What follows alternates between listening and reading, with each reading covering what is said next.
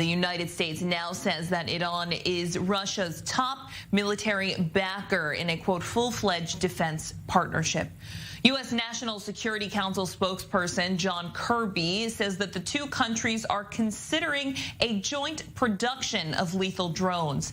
In October, Ukraine accused Iran of supplying Russia with kamikaze drones used in deadly attacks on the capital, a claim Tehran initially denied but later admitted.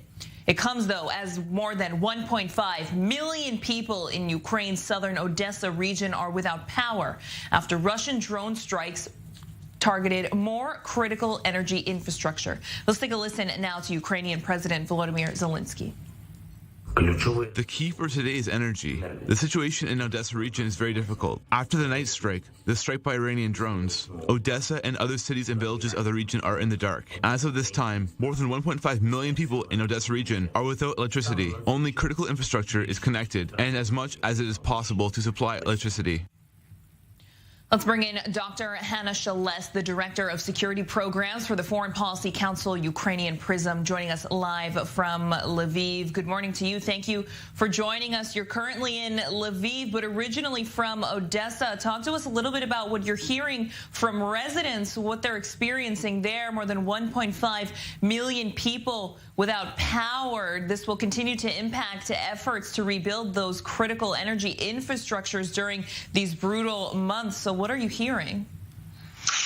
It's not hearing, it is experiencing, because I just arrived here to Lviv for the work meeting, but the whole week I spent in Odesa and definitely experiencing it by myself. Try to imagine that after the first strike, Odesa were left both without electricity and, as a consequence, without water. So almost for 24 hours, the city of 1 million was without fresh water in the flats. And then just a few days after, as soon as we started to reconstruct most of the capacities, at least in the critical capacity of them, the second strike with the Iranian drones happened, and now the last 24 hours the city is without electricity as well. The consequences are quite difficult.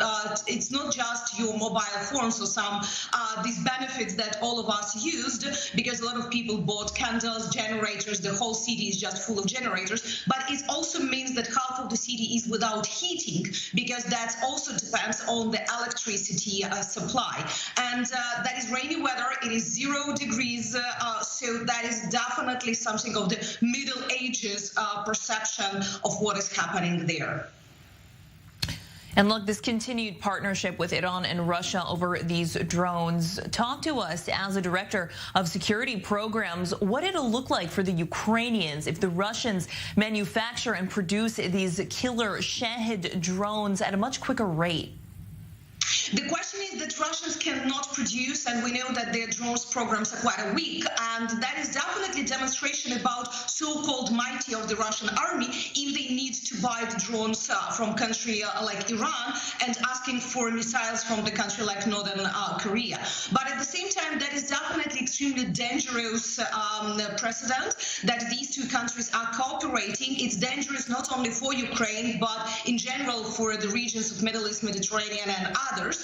And if you look at what is happening after the first bunch of drones that were bought from Iran started to reject that it was not them, it was earlier than the war started. So all these false explanations. And we really hoped that there will not be second contracts. Unfortunately, what we see now that probably the second part of supply started to arrive. The good news that they are very much dependent on weather. So as soon as we have minus, that's almost impossible for these drones to be operational at the long range. But as soon as we have warm winter, definitely they will continue to pose quite a significant threat for Ukraine. And lastly, over the weekend, reports indicating that the United States is not objecting to Ukrainian drone strikes deep into Russian territory. Do you think this will produce an escalation? What do you think we can expect to see?